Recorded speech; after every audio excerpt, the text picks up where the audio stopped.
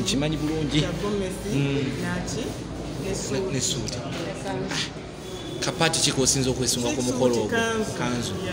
Mukolo olunaku osunze kwesunga ki nga bajjayo muko tumulese kimu kyesunga nsuubira okulaba nti nga abantu bonna nga boogedde nti nno nagenda nga bwe twalonze abantu bano okukola enkolo bagenda okukwasaganya buli omu field ye basuubira okukola ebirungi nsuubira omugole naye okuvaayo mu ssanyu abagole bonna okuba nga bali mu ssanyu n'abooluganda bonna n'ab'emikwano kubanga tukirindiridde omwaka mulamba. Naye wayi Kulusuumu okujja okugamba nti afunye omuntu we akulaamu yagamba nti yakutandika atya mu bitooke mwaliwa? Kulusuumu yali opening ne maama Rwanda yakyengamba nagamba nafunye omuntu gweyongeza omuzindalo omanyi ne bana abaana kati ng'agamba atya nti maama nafunye omu South Africa yafuna omwami mugamba afaanana atya nti bwati ne bwati mugamba nti omusiimye kati nno ekiddirira kiki kugenda mu musaayi ogwaki bakebere balabe oba balamu bulungi nkwagadde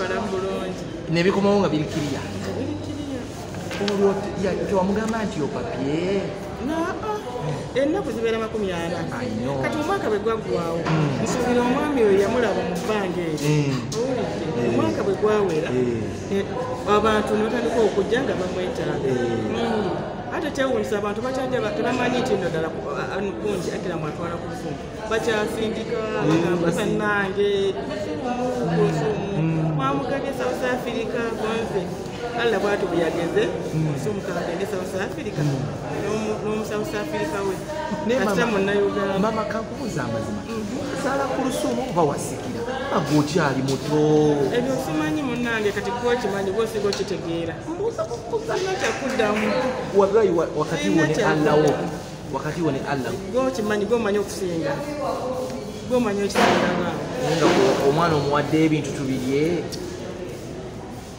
tubirinde olunaku olwo. Assalamu alaikum warahmatullahi